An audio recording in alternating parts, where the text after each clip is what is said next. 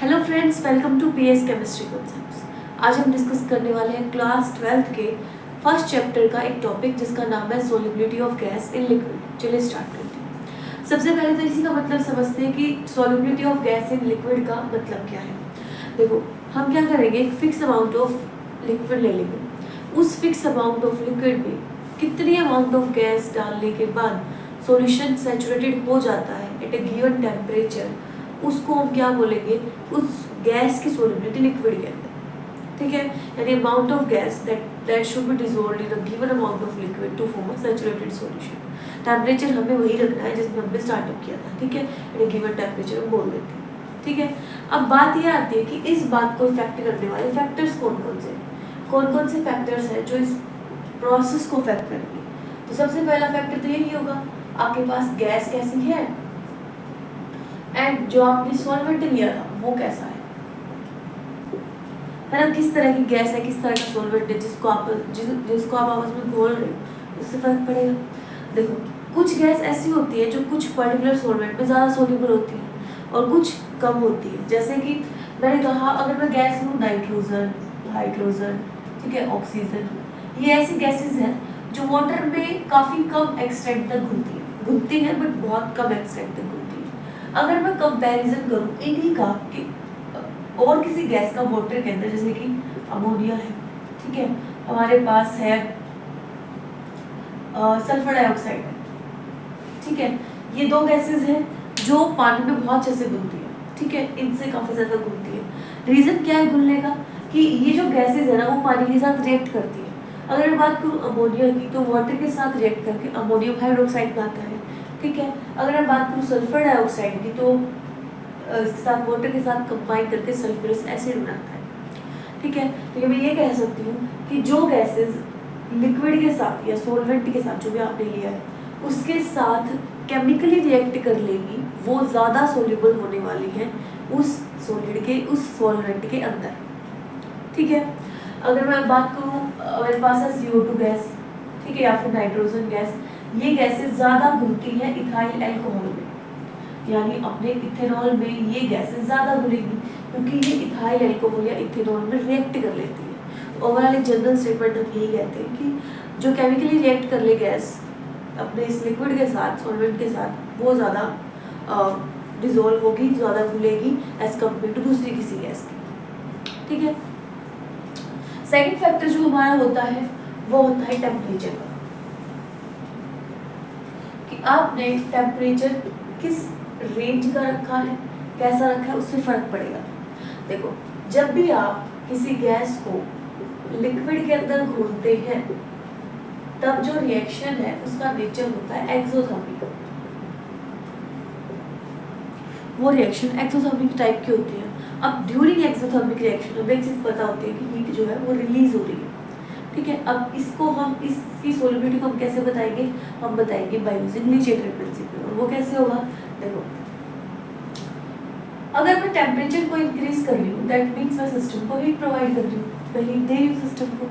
और ली चैटलेट क्या कहेगा कि इक्विलिब्रियम को बैलेंस करने के लिए हीट अगर बढ़ाई आपने तो आप उस डायरेक्शन में इक्विलिब्रियम को शिफ्ट कीजिए जहाँ हीट एब्जॉर्ब हो रही होगी, है ना।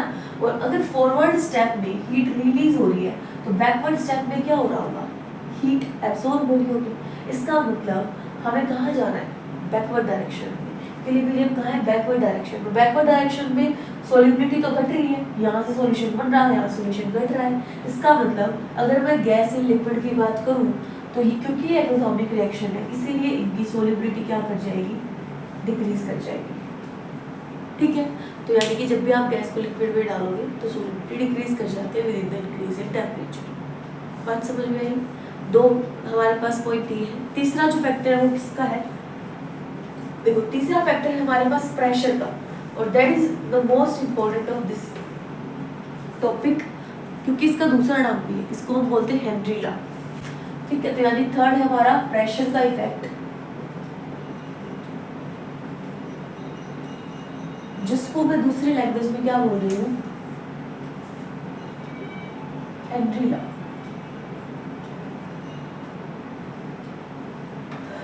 और हेनरी लॉ की स्टेटमेंट क्या है, हेनरी ला ये कहता है कि अगर आपने कोई लिक्विड लिया है और आप उसके अंदर कोई गैस को घोलना चाहते हैं तो जितना ज़्यादा प्रेशर आप उस गैस पे लगाओगे उतना ज़्यादा वो गैस लिक्विड के अंदर डिसॉल्व होगी।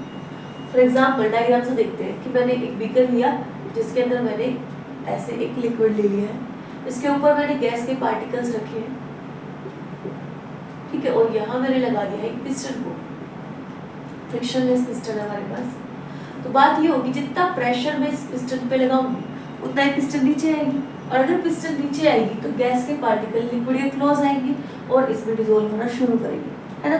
तो यानी कि जितना ज़्यादा प्रेशर में लगाने वाली हूँ उतना ज़्यादा सब्सटेंस क्या होगा इस लिक्विड के अंदर डिसॉल्व होने वाला है। लेकिन रिलेशन मैंने कहा mass is directly proportional to pressure, कितना मास घुलेगा गैस का जितना प्रेशर आपने अप्लाई किया होगा। क्लियर है। अब इसी बात को इन टर्म्स ऑफ कॉन्सेंट्रेशन हम रिप्रेजेंट करते हैं और हम क्या बोलते हैं कि हमारे पास मोल फ्रिक्शन होगा, ठीक है, जो डायरेक्टली प्रोपोर्शनल होगा टू द प्रेशर अप्लाइड, कि कितनी कॉन्सेंट्रेशन कितनी अमाउंट घुलेगी इसके अंदर, वो हमारा मैंने इकाई के अकॉर्डिंग यानी मोल फ्रैक्शन के डब्ल्यू बताया है, and P is our pressure. जब हम प्रोपोर्शनलिटी कांस्टेंट खोलेंगे, मैंने एक कांस्टेंट ले लिया लेट बी के, ठीक है। अब इस के को मैं एक बार इस तरफ लेके जाती हूँ 1 by k dash and it is p, और ये 1 by जो k डैश है मैं इसको क्या लिखूंगी kh, और ये kh हमारे पास क्या होता है, इस kh का नाम है हेनरी कांस्टेंट, ठीक है। अब इस हेनरी जो कांस्टेंट है उसकी खासियत होती है थोड़ी सी, उसकी खासियत ये है कि ये डिपेंड करेगा नेचर ऑफ गैस पे। नेचर ऑफ गैस के अकॉर्डिंग इसकी वैल्यूज अलग अलग होंगी, हर एक गैस के लिए अलग अलग होती है, ठीक है। तो यानी it depends on nature of gas. दूसरी बात है टेम्परेचर के साथ भी इसका कुछ रिलेशन है। जैसे जैसे हम KH की वैल्यू को बढ़ाते हैं वैसे वैसे टेम्परेचर भी क्या करेगा, इंक्रीज करेगा, या फिर उल्टा बोलूँ टेम्परेचर बढ़ाओगे तो KH की वैल्यू भी इंक्रीज करेगी, ठीक है। दूसरी बात, KH जितना ज़्यादा होता है गैस की सोलिबिलिटी उतनी ही कम हो जाएगी, ठीक है। They are inverse in relation कि KH ज़्यादा तो सोलिबिलिटी कम हो जाएगी। तो ये इसके बारे में कुछ पॉइंट्स हैं जो फॉर इन 1 मार्क्स पूछ ले जाते हैं ऑप्शन करके। अच्छा, इसके बाद हमारे पास क्या है, इस रिलेशन से रिलेटेड हमारे पास ग्राफ भी आता है जिसमें हम इन दोनों को x और y एक्सिस पे ले लेंगे और हमें क्या मिलेगा, एक स्ट्रेट लाइन मिलेगी विदाउट एनी इंटरसेप्ट, तो ओरिजिन से पास करती हुई लाइन मिलेगी।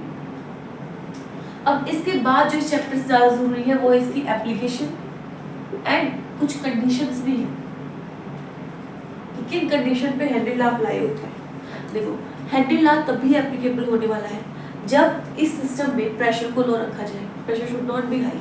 अगर आप ज़्यादा प्रेशर रखते हैं तो वैल्यू जो है वो एक्यूरेट नहीं आएगी। एक्यूरेट रिजल्ट्स के लिए हमें प्रेशर लो रखना पड़ता है, temperature should be high, temperature को हाई रखना पड़ता है। एंड मोस्ट इम्पॉर्टेंट थिंग, जो गैस आप ले रहे हो वो इस लिक्विड के साथ ना तो एसोसिएट करनी चाहिए ना ही डिसोसिएट करनी चाहिए, यानी एज इट इज सिर्फ मिक्सिंग होनी चाहिए बस।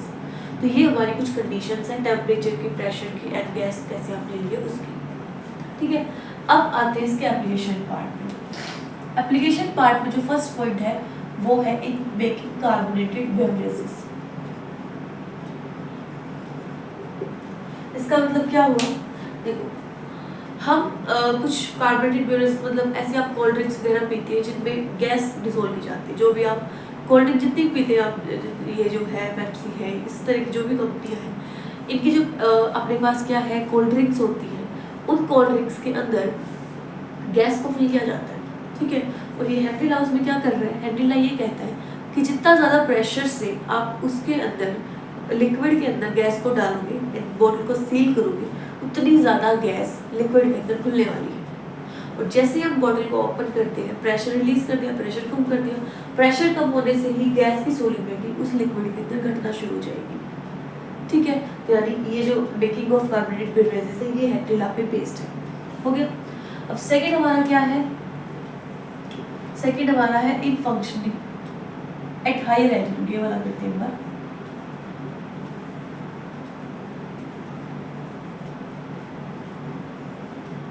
एट हायर एल्टीट्यूड में क्या होता है, देखो जब हम पहाड़ों पे जाते हैं, कहीं ऊपर एरियाज में जाते हैं, ठीक है। वहाँ पे क्या होता है, प्रेशर लो होता है एटमॉस्फेरिक गैसेस का, ऑक्सीजन का प्रेशर काफ़ी कम होता है, इसीलिए उसकी सोलिबिलिटी, गैस की सोलिबिलिटी हमारे ब्लड के अंदर घट जाती है। और अगर हम मैदानी एरिया की बात करते हैं, वहाँ पे क्या होता है, ऑक्सीजन का प्रेशर, एटमॉस्फेरिक प्रेशर, जो गैसेस का प्रेशर है वो काफ़ी हाई होता है, तो उनकी सोलिबिलिटी हमारे ब्लड में ज़्यादा होती है। ठीक है। और जब ब्लड के अंदर ऑक्सीजन की अमाउंट कम हो जाती है तो उस कंडीशन को हम एक डिजीज का नाम देते हैं जिसे हम एनॉक्सिया भी बोलते हैं। ठीक है। एक लास्ट जो इम्पोर्टेंट है वो है स्कूबा डाइवर वाला केस है भाई। एक स्कूबा डाइवर्स जो होते हैं वो अपने साथ एक टैंक लेके जाते हैं और उनकी टैंक के अंदर अलग अलग गैसेस का मिक्सचर होता है, नाइट्रोजन का, हीलियम का, ऑक्सीजन का, ऐसे काफ़ी सारी गैसेस मिक्स की जाती हैं। तो यही पूछा गया कि क्यों मिक्स की जाती है। देखो, स्कूबा डाइवर जब नीचे जाएगा, सी के अंदर काफ़ी नीचे तक जाएगा, तो वहाँ एटमॉस्फेरिक प्रेशर क्या हो जाता है, बढ़ जाता है। उस प्रेशर बढ़ने के कारण ऑक्सीजन जो है उसके ब्लड में ज़्यादा घुलेगी। ठीक है।